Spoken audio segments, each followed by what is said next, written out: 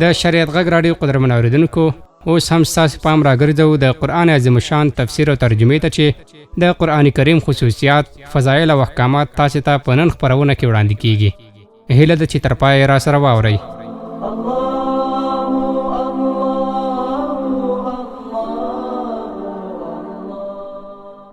اعوذ بالله من الشیطان الرجیم. بسم الله الرحمن الرحیم. اللهم صل على سيدنا مولانا محمد وبارك وصل وسلم عليه. سبحانك لا علم لنا إلا ما علمتنا إنك أنت العليم الحكيم. رب اشرح لي صدري ويسر لي أمري واحلل عقدة من لساني يفقهوا قولي. رب زدني علما. بسم الله الرحمن الرحيم. الحمد لله رب العالمين الرحمن الرحيم مالك يوم الدين. إياك نعبد وإياك نستعين. اهدنا الصراط المستقيم صراط الذين أنعمت عليهم غير المغضوب عليهم ولا الضالين. بسم الله الرحمن الرحيم. ألف لام ميم. ذلك الكتاب لا ريب فيه هدى للمتقين الذين يؤمنون بالغيب ويقيمون الصلاة ومما رزقناهم ينفقون والذين يؤمنون بما أنزل إليك وما أنزل من قبلك وبالآخرة هم يوقنون أولئك على هدى من ربهم وأولئك هم المفلحون. إن الذين كفروا سواء عليهم أأنذرتهم أم لم تنذرهم لا يؤمنون. ختم الله على قلوبهم وعلى سمعهم وعلى أبصارهم غشاوة ولهم عذاب عظيم. مسلمانانو ورونو، زمونږ د ترجمې او د تفسیر نن ورځ به انشاءالله په څو بحثونو باندې شروع کوو. په نن ترجمه او تفسیر کې به انشاءالله د قرآن کریم فضایل بیانو. دویم قدم کې به نسبت مع القرآن. څوک چې د قرآن سره تعلق ساتي، قرآن سره نسبت ساتي، د قرآن تعلق او نسبت به الله تعالی په دغه چا کې کمال راوري چې هر څوک وي خو چې د قرآن سره تعلق ساتي، قرآن سره نسبت پیدا کوي، الله تعالی به په هغه کې کمال راوري. انشاءالله دا موضوع به هم چیړو. دریم بحث به کوو انشاءالله. رسول الله صلی الله علیه وسلم تعالی ډیر معجزات ورکړي دي. د رسول الله صلی الله علیه وسلم په ټولو معجزاتو کې ژوندۍ معجزه چې دا قرآن کریم ده، د قرآن کریم اعجاز به بیانو انشاءالله. څلورم بحث مسلمانانو ورونو د قرآن کریم خصوصیات به بیانو. خصوصیات د قرآن. الله په 104 کتابونو، آسمانی کتابونو کې ډیر خصوصیات او امتیازات چې ورکړي دي قرآن کریم ته. د قرآن کریم خصوصیات، امتیازات څه شي دي؟ اوله مسئله، اول بحث فضایل د قرآن. مسلمانانو ورونو، قرآن کریم کې الله تعالی ډیر عظمت ایښی ده. قرآن کریم ډیر عظمت لري، ډیر عزت لري. الله تعالی قرآن ته ډیر عظمت ورکړی ده. قرآن د خدای عظیم الشان کتاب ده او دا خبره رب ذوالجلال په قرآن کریم کې کوي. قرآن کې الله تعالی د قرآن عظمت بیانوي. لو انزلنا هذا القرآن على جبل لرأيته خاشعا متصدعا من خشية الله. قرآن وای خدای پاک وای که دا قرآن مونږ نازل کړی وای په یو غره باندې، لرأيته ای مخاطبه، ای پیغمبره، ای مخاطبه، تا به دا قرآن لیده، دا غر لیدلی و، خاشعا متصدعا، ذلیل، ټوکړي ټوکړي، زری زری، من اجل خشیت الله، لوجه د ویرې د الله تعالی نه. قرآن کې دومره عظمت ته که قرآن رب ذوالجلال وی الله تعالی په غره باندې نازل کړی وی، دا غر به هم لوجه د عظمت د قرآن نه زری زری، ټوکړي ټوکړي شوی. د قرآن کریم عظمت الله بل ځای کې بیانوي. إن عرضنا الأمانة على السماوات والأرض والجبال فأبين أن يحملنها وأشفقن منها وحملها الإنسان إنه كان ظلوما جهولا. الله وإن عرضنا الأمانة. یو تفسیر دادا خدای پاک فرمای چې موږ د امانت قرآن په غرونو باندې پیش ک، په اسمانونو باندې مخ تک، په ځمکو باندې مختک، په غرونو باندې مختک. دغه عظیم امانت قرآن مو غرونو ته پیش ک، اسمانونو ته مو پیش ک، ځمکو ته مې پیش ک. خدای وی ټولو انکار وکړه چې رب ذوالجلاله موږ باندې قرآن مه نازلوه، موږ د قرآن د عظمت برداشت نشو کولی. الله وی وحملها الانسان وغیرها الانسان. انسان واخیستلو، د اخیستلو قبلولو سره سره انسان پکې تغییر هم راوسته. دیو جن رب ذوالجلال ګیله او شکایت د انسان نه کوي. انه کان ظلوما جهولا. الله تعالی و انسان سخت ظالم ده. ځکه ظلم د انسان هم دا ده چې وضع د اشیاو په محل مناسب کې نه کوي. په کار خو دا و چې د قرآن کریم امانت ضایع کړی نه وی، امانت کما حقه ساتلی وی. او الله وی ډېر نافویم د انسان. د قرآن عظمت مسلمانانو ورونو خویندو دا شو چې غرونو انکار وکړه، اسمانونو انکار وکړه، ځمکو انکار وکړه چې الله العالمینه قرآن کې عظمت ته موږ د قرآن کریم د عظمت برداشت نشو کولی. د قرآن کریم یو بهترین فضیلت مسلمانانو دا هم ده. خدای پاک قرآن کې وایي انا نحن نزلنا الذکر و انا له لحافظون. الله وایي په تحقیق سره موږ قرآن نازل کړی ده او موږ د قرآن حفاظت کو. په ټولو آسماني کتابونو د خدای ټول آسماني کتابونو کې قرآن کریم فضیلت دا ده چې رب ذوالجلال وایي قرآن ما نازل کړی ده او موږ به د قرآن حفاظت کو. مسلمانانو ورونو قرآن کې دوه شیان دي. زمونږ علم اصول الفقه وی وهو اسم للنظم والمعنی. قرآن د الفاظو نوم ده، قرآن د معنا نوم ده. قرآن کې الفاظ هم دي، معنا هم ده. د دې دواړو حفاظت رب ذوالجلال کړی. د قرآن کریم د الفاظو حفاظت هم الله کړی، د قرآن کریم د معنی حفاظت هم الله کړی. د قرآن کریم د الفاظو حفاظت رب ذوالجلال په دنیا کې په حافظانو باندې کړی. په زرګونو حفاظ کرام د قرآن کریم دنیا کې وجود لري. د قرآن کریم الفاظ د حافظانو په سینو کې الله تعالی محفوظ کړي دي. چېرته به هم د قرآن کریم الفاظ څوک ختم نه کړي. ځکه رب ذوالجلال د قرآن کریم د الفاظو د حفاظت دپاره دنیا کې حافظان پیدا کړي دي.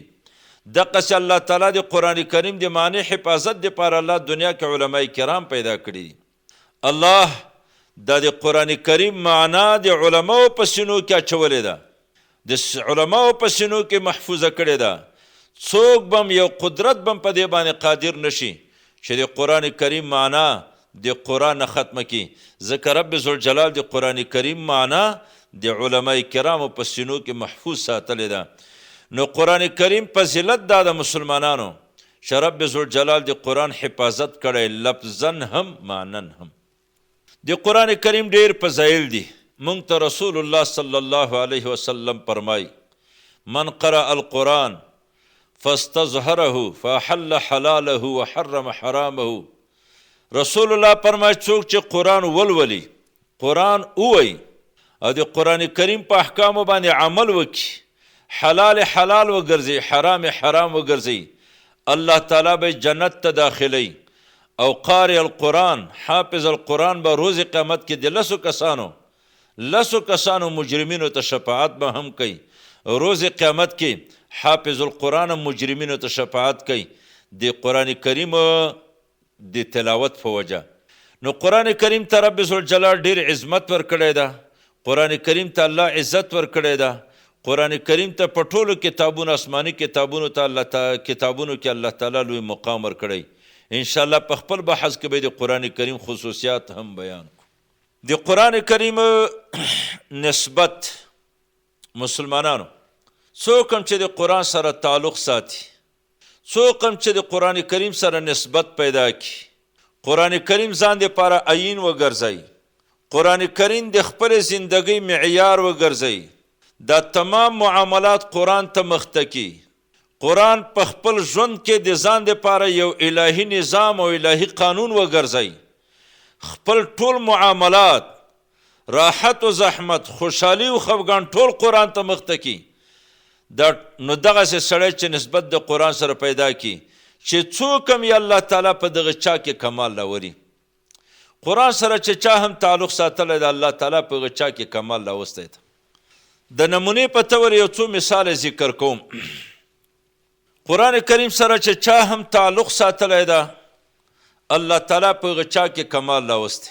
قسم ده چې زناور هم نسبت د قرآن سره پیدا شوی دی، زناورو کې هم خدای کمال راوستی ده. چې کومو فرشتو نسبت د قرآن سره د نسبت د قرآن د وجه نه الله تعالی په فرشتو کې دوی ته مقام ورکړی. حضرت جبریل علیه السلام په ټولو ملائکو کې یو مقربه فرشته، بهترینه فرشته. قرآن کریم کې د جبریل علیه السلام نه تعبیر په صدر اعظم سره کوي چې دا د تمام آسمانی ملائکو صدر اعظم ملک ده.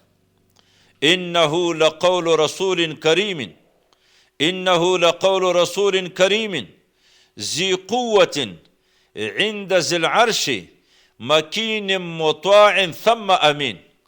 انه لقول رسول کریم، دا قرآن در یو ملک قول ده، کریم علی الله، خدای ته ډیر عزتمنه ده، مکین صاحب د مرتبه ده، ذی قوه بسیار با قوت. داسې یو ملک الله را نازل کړی د قرآن، داسې یو ملک په واسطې باندې قرآن نازل شوی ده چې ډیر قوت والا ده، بسیار با قوت. مستقل قومونو ځمکې په اوږو باندې اوچتې کړي دي. عند ذی العرش مکین مطاع، مطاع دا معنی صدر اعظمه ده. تمام آسمانی ملائکه د دې خبره مني. په تمامو ملائکو کې لوی مقام چې الله تعالی ورکړی ده حضرت جبریل علیه السلام ته ورکړی ده. یوه وجه کتابونه دا هم لیکي چې د جبریل علیه السلام نسبت د قرآن سره ده. قرآن الله پاک د حضرت جبریل علیه السلام په واسطې باندې، حضرت جبریل علیه السلام پکې سفیر او واسطه د الله تعالی قرآن نازل کړي. مسلمانانو ورونو، دغسې رسول الله صلی الله علیه وسلم په ټولو پیغمبرانو کې بهترین پیغمبر ده، اولین آخرین ده. تمام انبیا به رسول الله صلی الله علیه وسلم فرمایي چې روز قیامت کې زما د بیرغ او د جنډې لاندې وي. رسول الله صلی الله علیه وسلم وایي انا سید ولد آدم یوم القیامه، زه د آدم علیه السلام د تمام اولادې د دې ټولو به سردار یم روز قیامت کې. خدا خبره په فخر باندې نه کوم، رسول الله وایي تمام انبیاء کرام آدم علیه السلام و من سواه دا به روز قیامت کې زما د جنډې لاندې وي. دا لوی مقام چې رسول الله صلی الله علیه وسلم تعالی ورکړی، یوه وجه مسلمانانو ورونو دا ده چې حضرت رسول الله صلی الله علیه وسلم نسبت د قرآن سره ده. مشکات حدیث ده، مشکات شریف، رسول الله صلی الله علیه وسلم فرمایي فضلت علی الانبیاء بست، الله تعالی زه په ټولو انبیاء کرامو باندې په شپږو شیانو سره بهتر ګرځولی. اول رسول الله فرمایي اعطیت جوامع الکلم، الله ماته یو جامع کتاب را کړی ده، یو جامع کلام را کړی. الفاظه وجیزة ومعانیه کثیره، داسې یو جامع کتاب الله را کړی ده چې الفاظ ډیر مختصر دي، معانی ډیر زیات دي. رسول الله صلی الله علیه وسلم د فضیلت معیار د رسول الله د فضیلت په ټولو انبیاو باندې یوه وجه دا د رسول الله فرمایي چې ما ته الله داسې یو جامع کتاب را کړی ده چې داسې جامع کتاب الله بل چاته نه ده ورکړی. دویم رسول الله فرمایي صلی الله علیه وسلم و احلت لی الغنائم، الله تعالی ما ته غنیمتونه حلال کړي دي. مخکینوی انبیاء کرام امتونو ته به غنیمتونه نو حلال. رسول الله فرمایي زما فضیلت صلی الله علیه وسلم، زما فضیلت دا ده چې الله تعالی ما ته غنیمتونه حلال کړي. نبی کریم صلی الله علیه وسلم فرمایي ونصرت بالرعب مسیرة شهر، الله زما رعب په دښمن باندې په اندازه او مسافه د یوې میاشتې کې اچولی. د یو میاشتې په مسافه کې چې ما نه دښمن لرې وي، رسول الله فرمایي دښمن د ما نه مرعوب وي، دښمن زما نه ډارېږي. رسول الله فرمایي صلی الله علیه وسلم وجعلت لی الارض مسجدا وطهورا، تمام روی زمین، تمام ځمکه الله تعالی ما دپاره ځای د سجدې او پاکوالی ګرځولی. زه او زما امتي چې د ځمکې په کومه حصه پاکه حصه باندې مونځ کوم، مونځ هم روا کېږي. دا خصوصیت او دا فضیلت د رسول الله صلی الله علیه وسلم ده. نبی کریم صلی الله علیه وسلم فرمایي وارسلت الی الخلق کافه، الله تعالی زه کافة للناس لېږلی، مخکې خلک به مخکې انبیا کرام به خاص قومونو ته راتلل. نوح علیه السلام خاص قوم ته، موسی علیه السلام خاص قوم ته، عیسی علیه السلام خاص قوم ته، ابراهیم علیه السلام خاص قوم ته. واحد په ټولو انبیاو کې زموږ پیغمبر ده صلی الله علیه وسلم چې الله تعالی یوازې یو قوم ته نه ده رالیږلی، یوازې عربو ته نه ده، یوازې عجمو ته نه ده، یوازې انسانانو ته نه ده، یوازې پیریانو ته نه ده. زموږ رسول الله انس عربو ته مبعوث کړی، عجمو تم پیغمبر، انسانانو تم پیغمبر، پیریانو تم پیغمبر. وما ارسلناک الا کافة للناس وما ارسلناک الا کافة للناس بشیرا لمن آمن بالجنة ونذیرا لمن کفر بالنار. نبی کریم خصوصیت دا ده چې الله تعالی پیغمبر علیه السلام کافة للناس را لیږلی. رسول الله فرمای صلی الله علیه وسلم و ختم بی النبیون، په ما باندې الله تعالی اختتام د پیغمبرانو کړ. د تمام انبیاء سلسله شروع وه د آدم علیه السلام نه بل پیغمبر اخرنی پیغمبر د رسول الله نه مخته عیسی علیه السلام، بیا د عیسی علیه السلام نه وروسته چې د نبوت او د پیغمبرۍ دروازه بنده شوې ده، زمونږ په رسول الله صلی الله علیه وسلم باندې مسلمانانو ورونو خویندو زمونږ قرآني عقیده دا ده چې زمونږ پیغمبر خاتم النبیین ده. زمونږ د پیغمبر نه وروسته بل پیغمبر دنیا ته نه راځي.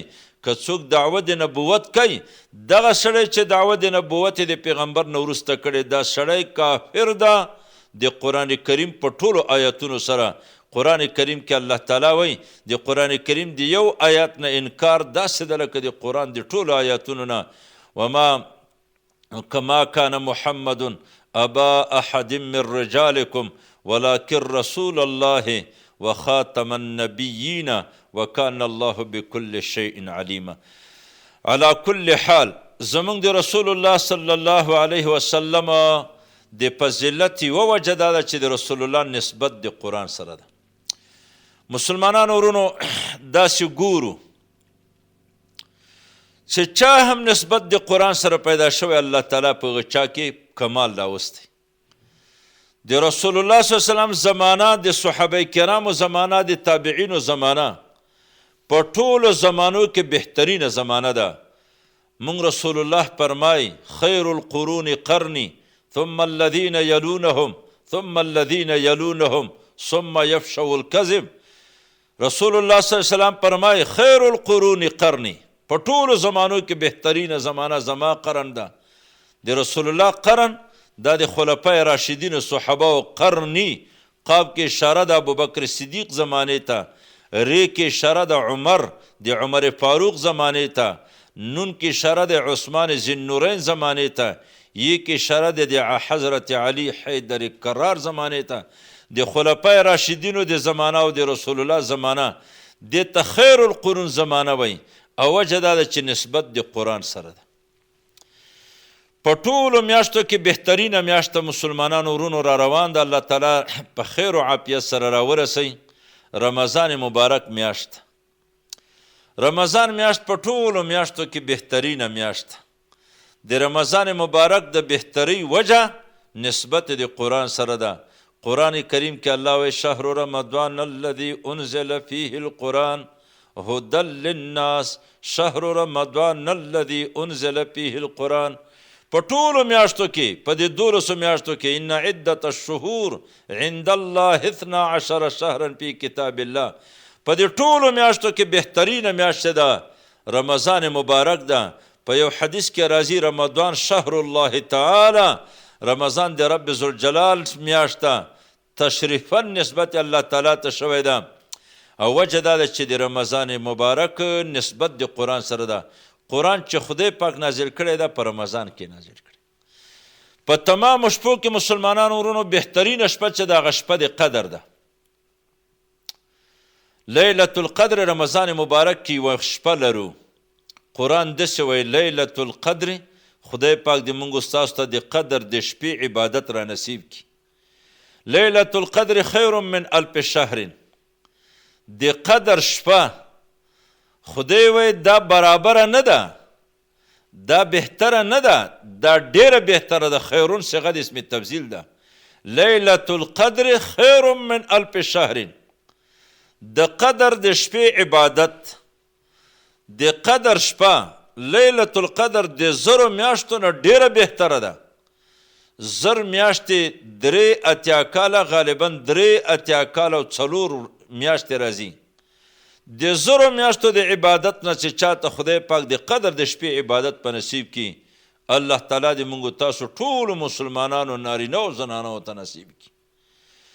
د لیلة القدر د شپې بهتروالی وجه دا ده چې نسبت د قرآن سره ده، ځکه خدای پاک چې دا قرآن د لوح محفوظ نه نازل کړی د اسمان دنیا ته، په لیلة القدر کې قرآن داسې وایي انا انزلناه فی لیلة القدر، انا انزلناه فی لیلة القدر.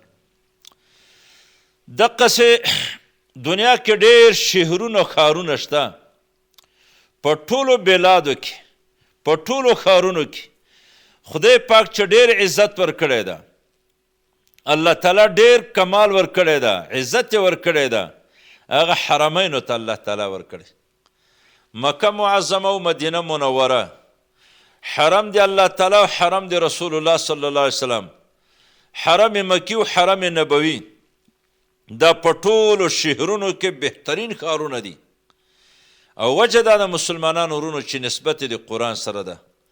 د مکې معظمې د بهتروالي وجه دا ده چې نسبت د قرآن سره ده. 14 کاله رب ذوالجلال چې د قرآن کریم نازل کړی ده په مکه معظمه کې نازل کړی.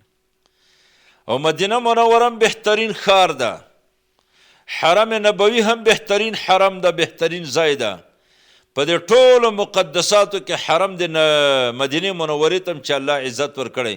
او وجه دا د مسلمانانو ورونو چې نسبت د قرآن سره ده.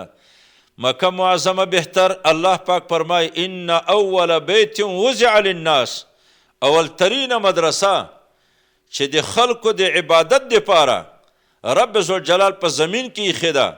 ان اول بیت وضع للناس للذي ببکته، للذي بمکته، اول ترین کوټه، اول ترین مسجد، اول ترین درسګاه مدرسه چې خدای پاک د خلکو د عبادت دپاره وضع کړي، پیدا کړي. للذي بمکته، للذي ببکته، هغه کوټه او کمره ده چې هغه کوټه ده چې هغه په بیت الله شریف مکه معظمه کې ده. نو خدای پاک حرم د مکې ته چې بهتروالی ورکړی ده، حرم د مکې چې الله تعالی بهتر کړی ده، مکه معظمه. او وجه دا د مسلمانانو چې نسبت د قرآن سره ده. مدینه منورې ته چې رسول الله صلی الله علیه وسلم الله تعالی فضیلت ورکړی ده، رسول الله فرمای د مدینه منورې مسجد نبوي کې یو ځای ده، جنتي ځای ده. د رسول الله د پیشګویی مطابق مدینه منورې کې یو حصه ده، دا د جنتي حصه ده.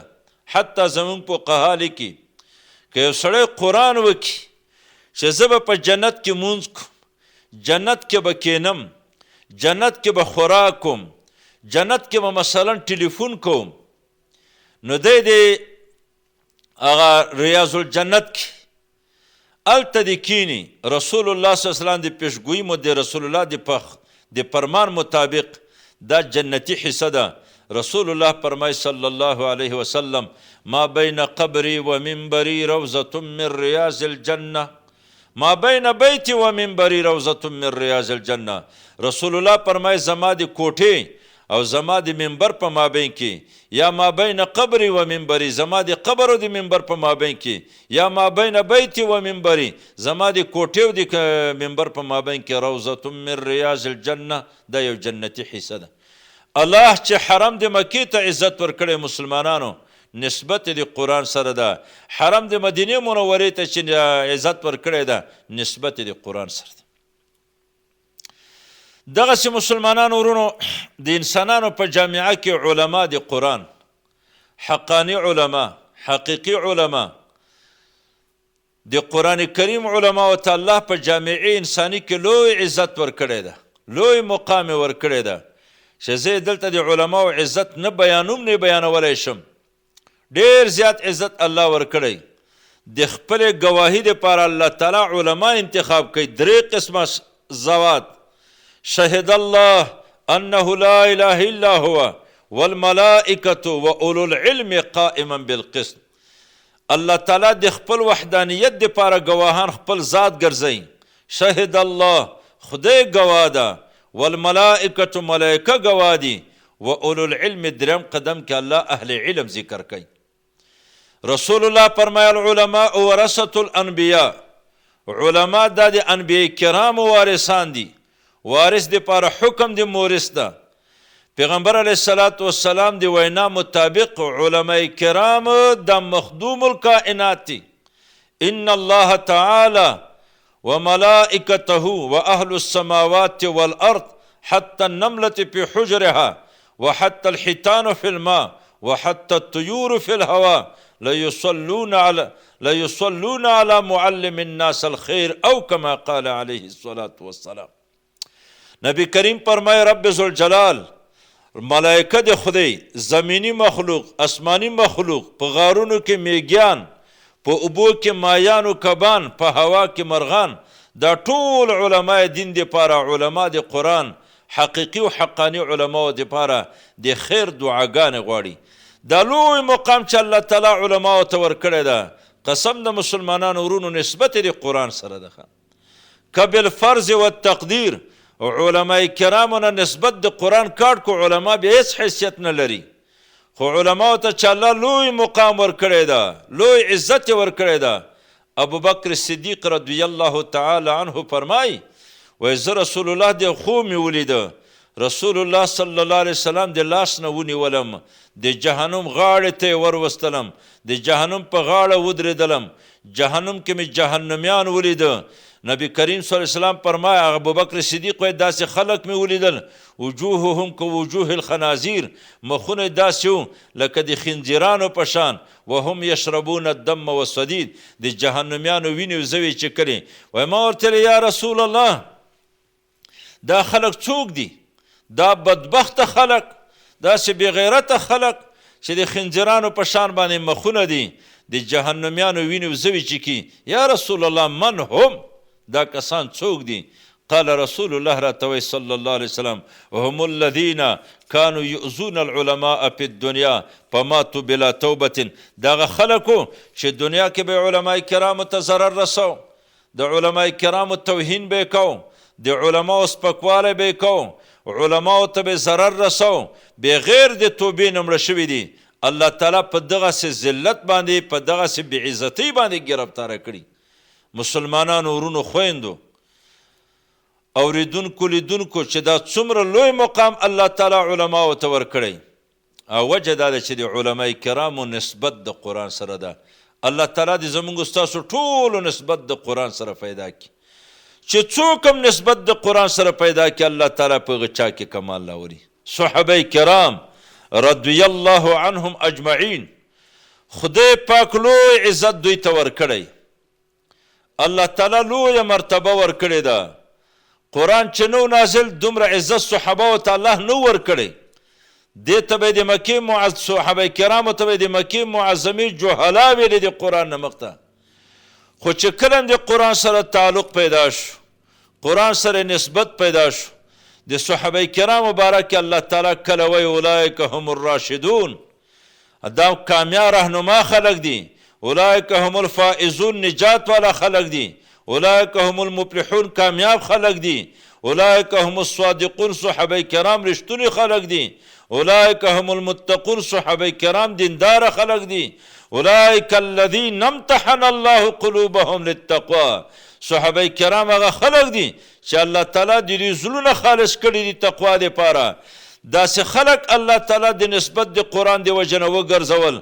اشداء على الكفار رحماء بينهم لا يخافون في الله لومة لائم، سخت حملور کسان دي، دهشت اچون کې خلق دي په کافرانو باندې. اشداء على الكفار رحماء بينهم، داسې خلق الله تعالی وګرځول صحابهونه لا يخافون في الله لومة لائم، چې د خدای د دین په خاطر باندې د هیڅ چا د ملامتیا نه ډاریږي. الحمدلله صحابه کرام د قرآن د تعلق د وجه نه رضی الله عنهم ورضوا عنه، الله تعالی داسې خلک وګرځول چې خدای د دوی نه راضي، د دوی د خدای نه راضي دي. یحبهم ویحبونه، اذلة علی المؤمنین اعزة علی الکافرین. 1500 کاله قرآن لګیا ده د صحابه کرامو په عزت باندې، د صحابه کرامو په مقام و مرتبه باندې داسې خلق الله جوړ کړ رضی الله عنهم ورضوا عنه. الله د دوی نه راضي ده، دوی د خدای نه راضي دي. دا لوی مقام چې الله تعالی صحابه کرامو ته ورکړ، قسم بالله چې دا د قرآن کریم د نسبت او د تعلق د وجه نه. هر چا کې الله کمال راولي. حضرت جبریل علیه السلام چې د رسول الله کور ته راغی، په زرګونو وارې راغلی دی د رسول الله کور ته. هر ځل کې به صدیقې بیبي ته سلام کولو، صدیقې بیبي ته به سلام اچولو. صدیقه بیبي ورته وی رسول الله ته وعلیه السلام، وعلیه السلام، په جبریل باندې نیم سلامي. یا رسول الله ترا مالم نرا، تا هغه څوک ګوري چې موږ نه ګورو. حضرت جبریل علیه السلام به صدیقې بیبي ته سلام کولو. رب ذوالجلال به خدیجة الکبرا د رسول الله مشره بیبي چې 2 وارې کونډه شوې ده، دریم خاوند رسول الله صلی الله علیه وسلم و، عقلمند او خیاره بیبي وه. ووجدک عائلا، الله تعالی ته فقیر پیدا کړی، فاغناک بمال خدیجة الکبرا. الله تعالی دا لوی مقام خدیجې ته ورک. یوه خور وه، یوه زنانه وه، د مسلمانانو مشره مور ده. خدای دومره لوی مقام ورکړ چې رب ذوالجلال سلامونه ورته رالیږل. دا مقام الله خدیجې ته، دا مقام الله عائشې ته، دا مقام الله امهات المؤمنین ته چې د رسول الله بیبیانو ته د تمامو مسلمانانو میندې ویلي و ازواجه امهاتهم. دغه مقام خلفای راشدینو ته، دغه مقام تمام صحابه کرامو ته چې الله ورکړی ده د قرآن کریم د نسبت د وجه نه. خدای پاک دې زموږ ستاسو نسبت تعلق د قرآن سره هم پیدا کړي. چې څوک هم قرآن سره تعلق پیدا کړي، الله تعالی په هغه چا کې کمال راولي. مسلمانانو ورونو، د اسلامي نظام په ټولو نظامونو کې بهترین نظام ده. اسلامي نظام داسې یو نظام چې بدیل په نړۍ کې نه لري. د اسلامي نظام د بهتروالي وجه دا ده چې په اسلامي نظام کې قانون الهي وي، نسبت د قرآن سره ده. قانون پکې قرآن وي، معیار پکې قرآن وي، آیین پکې قرآن وي. نو په ټولو نظامونو کې، حکومتونو کې بهترین نظام چې دا اسلامي نظام ده. او وجه دا ده چې نسبت د قرآن سره ده. چې څوک هم نسبت د قرآن سره پیدا کړي، مونږ ته رسول الله صلی الله علیه وسلم فرمایي بهترین ځایونه په ځایونو کې خیر البقاع مساجدها، بهترین ځایونه په ځمکه کې هغه مساجد دي. او وجه دا ده چې نسبت د قرآن سره ده. مسجد نسبت هم د قرآن سره ده. وشر البقاع اسواقها، بدترین ځایونه بازارونه دي، قسمه قسم خرافات او فحاشیو ګډې وډې پکې وي، فواحش پکې وي. بدترین ځایونه بازارونه دي او بهترین ځایونه مساجد دي. مساجدو ته چې رسول الله بهتر ځایونه ویلي دي، نسبت د قرآن سره ده. یو عامه ټوټه وي، خلک ورباندې کینیم، ورباندې خیزي هم، بې عزت هم غورځوي. خو چې کله هم د دې ټوټې د قرآن سره نسبت پیدا شي، د قرآن پوخ وګرځولی شي، په اصطلاح پوخ وګرځولی شي، قرآن ته ترېنه پوخ جوړ شي، دغه ټوټه هم بیا محترمه ټوټه شي. د دغه ټوټې هم خلک عزت کوي، د دغه کپړې هم خلک عزت کوي، د دغه جامې هم خلک عزت کوي. چې کله نسبت د قرآن سره پیدا شي، نو قرآن خلکو کې کمال راولي، قرآن خلکو کې عزت راولي. قسم ده د قرآن سره چې د زناورو نسبت پیدا شوی، زناورو کې هم الله تعالی کمال راوستی ده. په خپل ځای کې به بیان وکړو، تفاسیرو لیکلي چې 10 قسمه حیوانات به روز قیامت کې جنت ته ځي. په زناورو کې به 10 قسمه حیوانات جنت ته ځي. هغه 10 قسمه کې بعضې حیواناتو دې وجه نه الله تعالی جنت ته بیایي چې نسبت یې د قرآن سره ده. سفینه د رسول الله صلی الله علیه وسلم یو صحابي و، او چې کله به هم چا سره پنډکی درندېده که نه، بیا به یې سفینه ته ورکولو. رسول الله ورته وایي انت سفینتنا، د صحابي ته ته زمونږ کښتی. د ده متعلق راځي د لښکرو قافلې نه یو وخت کې ورک شو، جدا شو، یو ځنګل کې لاره ترېنه ورکه شوله. په یو ځنګل کې روان ده، یو ځنګلي ځناور زمری راځي او ده سره یو ځای کېږي. دی ترېنه ویریږي، ډارېږي چې ځنګل کې د خدای نه سوا بلکل ما سره څوک نشته چې دفاع مې د حیوان نه وکړي. زمري ته وایي ته خبرې چې زه څوک یم، زه د رسول الله ملګری یم، زه د رسول الله صحابي یم، زه د سفینه په نوم باندې د رسول الله ملګری یم. قسم د کتابونه لیکي هغه زمری حیوان لکۍ ورته خوځوي، عاجزي ورته کوي، په څنګ سره روانیږي او د ده حفاظت کوي. یوه خوا بله خوا ته د ده د دفاع دپاره د حفاظت دپاره د حیوان منډې وهي او تر هغه وخته پورې د حیوان زناور ځنګلي زناور ورسره ملګری و چې سفینه یې د خپلو ملګرو سره یو ځای کې د خپلې قافلې سره. علا کل حال قرآن سره نسبت په هر چا کې کمال راولي، په نارینهو کې کمال، زنانو کې کمال، خواصو کې کمال، عوامو کې کمال، انسانانو کې کمال، پیریانو کې کمال. چې چا هم د قرآن سره تعلق ساتلی، کوم قوم چې د قرآن سره تعلق وساتي هغه قوم الله پورته کوي. کوم فرد و افرادو کې چې چا قرآن سره تعلق ساتلی الله تعالی هغه افراد پورته کوي. چې کوم نظام قرآن سره تعلق هغه نظام الله تعالی په نظامونو کې اوچتوي. رسول الله فرمایي صلی الله علیه وسلم ان الله تعالی یرفع بهذا الكتاب اقواما ويدعو به آخرین. الله تعالی په دې قرآن سره ډیر قومونه اوچتوي او د قرآن د وجې نه الله تعالی ډیر قومونه ذلیل کوي، ټیټوي. رسول الله فرمایي صلی الله علیه وسلم ان لكل شيء شرفا يتباهون به وان بهاء امتي وشرفها القرآن او كما قال عليه السلام. رسول الله فرمایي د هر شي لپاره شرافت وي، د هر شي لپاره عزت وي چې خلک ور باندې فخر کوي. زما د امت دپاره بها، زما د امت دپاره شرافت او افتخار چې د هغه قرآن کریم ده. مسلمانان ورونو بل بحث د قرآن کریم د مقدمه کې موږ تاسو د قرآن کریم په خصوصیاتو کې د قرآن کریم خصوصیات بیانو، بیا 15 منټه تقریبا بیا یو وقفه او دمه کو ان شاء الله. د قرآن کریم ډیر خصوصیات دي. د خدای په ټول آسماني کتابونو کې 104 کتاب الله تعالی د قرآن په شمول باندې دنیا ته رالیږلي. 100 صحیفې دي، 4 غټ آسماني کتابونه. په دې ټولو کتابونو کې چې خدای پاک عزت ورکړی ده او خصوصیات او امتیازات ورکړي قرآن ته. د قرآن اول خصوصیت دا ده چې قرآن تمام آسماني کتابونو لپاره ناسخ ده.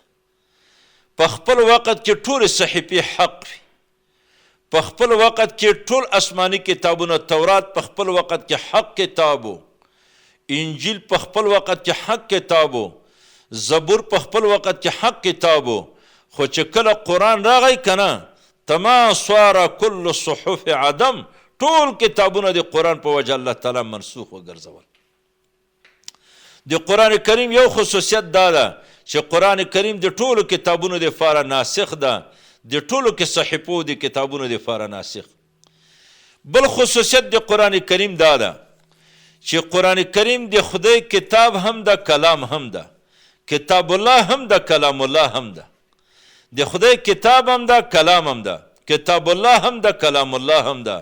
بخلاف باقی الکتب، خلاف د باقی کتابونو نه تورات، انجیل، زبور چې دا د رب ذوالجلال کتابونه دي آسماني، خو کلام نه ده. د خدای کتاب ده خو کلام نه ده. او قرآن د خدای کتاب هم ده، کلام هم ده. کتاب الله هم ده، کلام الله هم ده. د قرآن کریم یو بل خصوصیت و امتیاز دا ده چې قرآن کریم د الله کتاب ده، مقروء ده، مطلوع ده.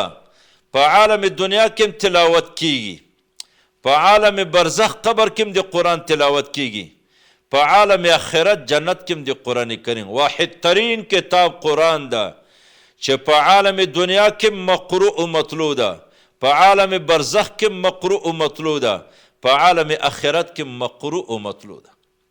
دنیا کې تلاوت کیږي، موږ تاسو ګورو په لکونو کسان د قرآن کریم تلاوتونه کوي مسلمانانو. په عالم برزخ قبر کې د مړو نه بعد الموت هم د قرآن کریم تلاوت کرامتن اوریدل شوی ده. د اولیاء کرامت په ژوند کې او بعد الموت حق ده.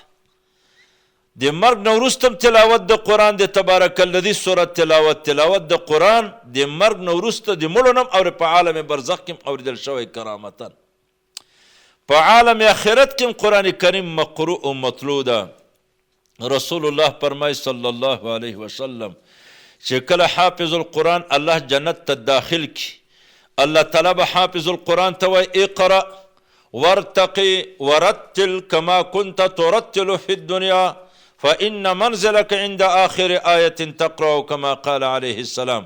قاری سے تب الله وایي اقرأ لولا ورتقي د جنت په یو اندر پای پوړی باندې خیزه، ورتل كما كنت ترتل في الدنيا، داسې تلاوت کوله که دنیا کې یو آیات وا په یوې پوړۍ باندې خیزه، بل آیات وایه بلې پوړۍ باندې، ستا منزل و مسکن و ریاشګاه، ستا د سکونت د اوسېدلو ځای چې ده عند آخر آیت تقرأها، په نیز د هغه آخریني آیات چې ته یې لولې. نو دنیا کې هم د قرآن کریم خصوصیت دا ده چې مقروء و مطلوع ده، عالم آخرت کې هم عالم برزخ کې هم. مسلمانانو ورونو د قرآن کریم یو بل خصوصیت دا ده چې قرآن کریم د الله په ټولو کتابونو کې محفوظ کتاب ده. لکه مخکې مونږ خبره وکړله، واحد کتاب قرآن ده، واحد آسمانی کتاب قرآن ده چې په ټولو کتابونو کې واحد د قرآن سره الله تعالی دا وعده کړې چې زه به یې ساتم. یو اطمینان در کوم، قرآن داسې وایي انا نحن نزلنا الذکر و انا له لحافظون. الله وایي مونږ قرآن نازل کړی، مونږ د قرآن حفاظت کوو. لفظنم الله قرآن ساتلی ده، معننم قرآن الله تعالی ساتلی ده.